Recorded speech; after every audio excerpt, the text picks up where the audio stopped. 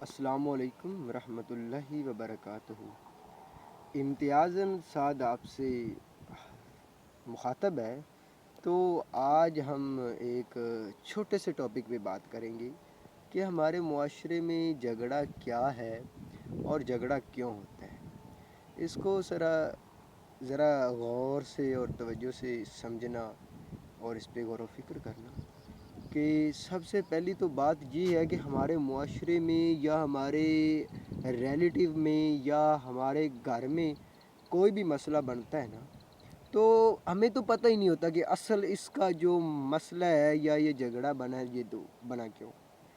کبھی ہم نے یہ دریافت نہیں کیا، کبھی ہم نے اس پہ غور نہیں کیا یہ جھگڑا کیوں بن رہا ہے۔ سب سے پہلی بات یہ ہے کہ عدل ختم ہو جاتا ہے۔ جب عدل ختم ہوتا ہے تو پھر جھگڑا شروع ہو جاتا ہے۔ جب جھگڑا شروع ہوتا ہے تو اس جھگڑے کو ہم ختم نہیں کر پاتے۔ ہمارا جو ذہنی لیول ہے یا جو ہمارا معیار زندگی ہے یا جو اخلاقی شعور ہے وہ صحیح طرح سے کام نہیں کر پاتا۔ دیکھیے کہ ہمارے ریلیٹیو میں، ہمارے دوستوں میں، ہمارے ہمسایوں میں یا کچھ ایسے ہمارے خاندان میں لوگ موجود ہوتے ہیں جو اگر فرض کیا کسی کے ساتھ زیادہ ایک ریلیشن ہے، وہ اپنی ریلیشن کو یا تعلق کو مد نظر رکھتے ہوئے فیصلہ کرے گا، اگرچہ وہ ہو سکتا ہے کتنوں کا نقصان ہو۔ حضور صلی اللہ علیہ وآلہ وسلم کے سامنے جب فیصلہ آیا، ایک فاطمہ نامی عورت نے وہ جرم کیا تو اس کو سزا کے لیے وہ مقرر کی گئی کہ اس کو سزا دینی چاہیے، مقرر ہو گئی۔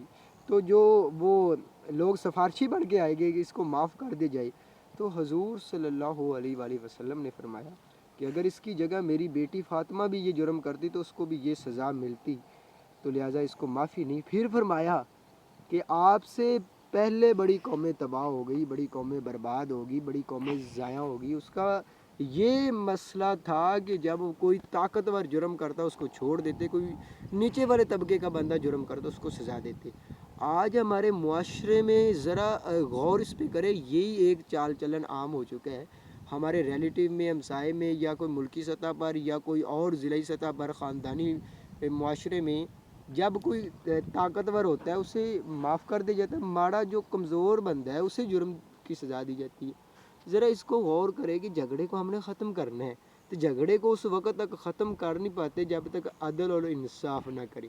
یہ بات آپ نے ذہن میں رکھنا ہے کہ اپنوں سے جو ہے